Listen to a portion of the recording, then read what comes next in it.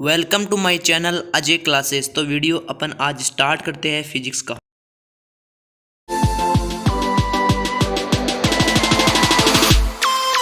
इस वीडियो में हम सीखने वाले हैं कि how to write dimension of any formula by using this trick.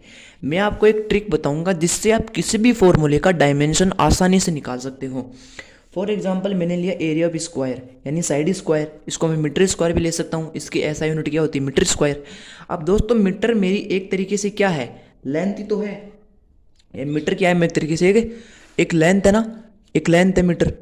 तो लेंथ को मैं एल से रिप्रेजेंट करूंगा और लेंथ के ऊपर क्या है? स्क्वायर है, तो मैं यहाँ पे स्क्वायर लगूंगा। ओके। और दोस्तों डायमेंशन लिखने के लिए ये दोस्तों ये जो है ना फॉर्मूला, ये करेक्ट डायमेंशन का नहीं है। करेक्ट डायमेंशन दोस्तों इसकी ये वाली है m0। ये कैसे है बता दूंगा अभी मैं आपको सब कुछ। m0 l2 और t की पावर 0। ओके, यानी डायमेंशन mlt की फॉर्म में लिखी जाती है, जहाँ पे दोस्तों इस फॉर्मूले के अंदर l की पावर 2 थी, मैंने l की पावर 2 रख दी, लेकिन m और t की पावर यहाँ पे कुछ नहीं थी इसलिए मैंने 0 रख दी। तो दोस्तों जो एरिया होता है ना उसकी डायमेंशन क्या होती है? m0 l2 t की पावर 0। अब एक छोटा सा कॉन्सेप्ट मैं आपको और बता देता हूँ कि ये जो डायमेंशंस होती है ना, ये हमारी बहुत ही एक अच्छी क्वांटिटीज होती है। जैसे आपको फोर्स की डायमेंशन पूछ सकता है बहुत बार कि फोर्स की डायमेंशन कैसे निकालोगे। तो दोस्तों मैं आपको ट्रिक बता रहा हूँ कि फोर्स बराबर क्या होता है? Mass into acceleration. अब दोस्तों मास को अपन किससे रिप्रेजेंट करते हैं? केजी से। जैसे 1 किलो आम, 1 किलो गोभी। ओके। इनटू एक्सेलरेशन क्या होता है? मीटर पर सेकंड स्क्वायर। मीटर पर सेकंड स्क्वायर। ओके। अब दोस्तों केजी को आप किससे डिनोट करोगे? एम से, यानी एम की पावर यहाँ पे कितनी है दोस्तों? 1। ओके। मीटर एक तरीके से हमारी लेंथ है, तो लेंथ की पावर कितनी है दोस्तों? 1। और टी की पावर यहाँ पे नीचे कितनी है दोस्तों? 2 है। ये ऊपर जाएगी तो कितनी हो जाएगी? -2।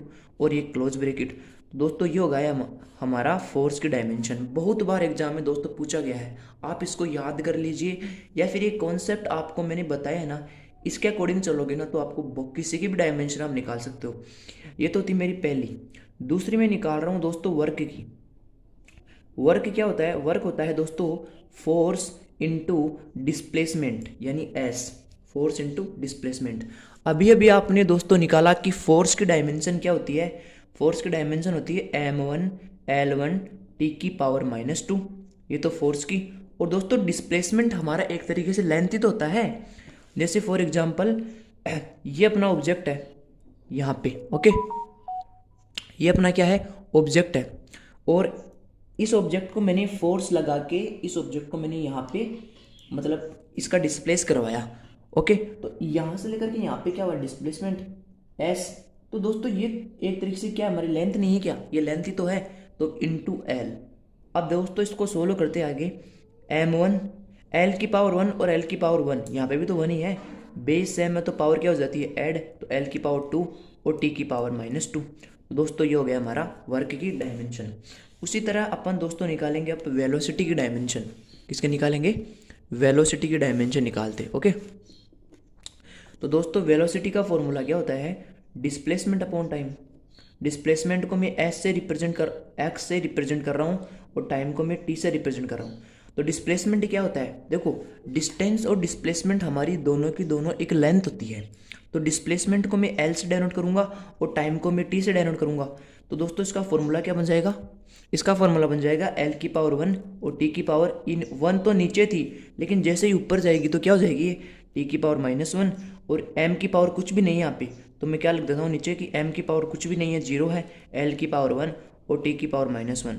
तो दोस्तों ये हमारा क्या हो गया? आंसर हो गया। ओके। इसी तरह आप किसी की भी डायमेंशन आसानी से निकाल सकते हो। मैंने तो वैसे आपको कॉन्सेप्ट बता दिया है। अब दोस्तों बात करते हैं अपन दूसरी। जैसे अपन को निकालनी है दोस्तों वेवलेंथ, फ्रीक्वेंसी की निकालनी है। फ्रीक्वेंसी किसकी निकालनी है? फ्रीक्वेंसी की डायमेंशन निकालनी है। तो दोस्तों आपको इसके लिए फॉर्मूले याद होना जरूरी हो जाते हैं। अगर आपको फॉर्मूले याद है ना किसी के भी, तो आप आसानी से डायमेंशन निकाल सकते हो। जैसे फ्रीक्वेंसी का फॉर्मूला होता है 1 अपॉन टाइम पीरियड। क्या होता है? 1 अपॉन टाइम पीरियड, ये फॉर्मूला होता है। तो देखो दोस्तों 1 अपॉन टाइम पीरियड को किससे डाउन करूंगा? टी से। और आगे जाके देखो बट टी की पावर कितनी हो जाएगी? ऊपर जाके -1। m की पावर कुछ भी नहीं है, l की पावर कुछ भी नहीं है, तो दोस्तों ये हमारा हो गया डायमेंशन फॉर्मूला। भाई l की पावर कुछ भी नहीं थी, m की पावर कुछ भी नहीं थी, लेकिन t की पावर -1 थी। तो दोस्तों आपको समझ में आ गया होगा, और आपको मैं क्वेश्चंस करवा रहा हूँ जिससे आपके सारे के सारे कॉन्सेप्ट्स क्लियर हो जाएंगे। जैसे अपन को दोस्तों निकालना है काइनेटिक एनर्जी की डायमेंशन, किसके निकालनी है, काइनेटिक एनर्जी। उसका फॉर्मूला आपको याद होना चाहिए, हाफ एम वी स्क्वायर, जहाँ पे जो एम है वो तो मास है और वी है जो वेलोसिटी है पार्टिकल की।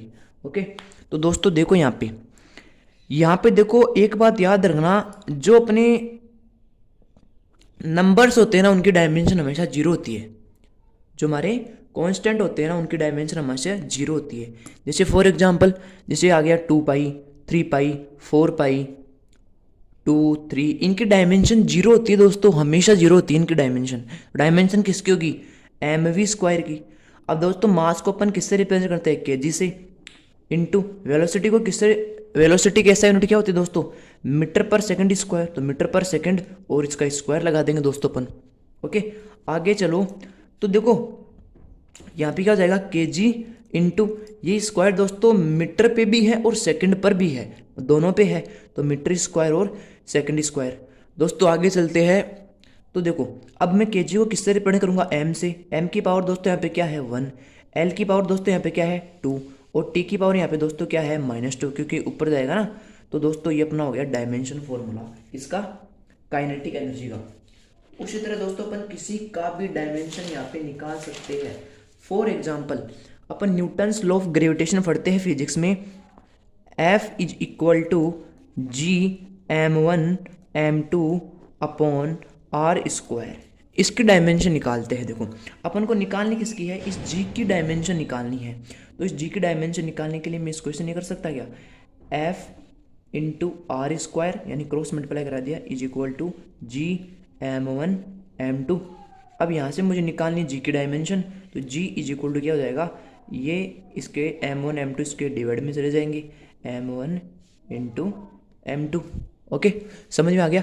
आगे चलते हैं, देखते। अब देखो फोर्स की डायमेंशन मैंने अभी आपको बताया था कि कैसे निकालोगे।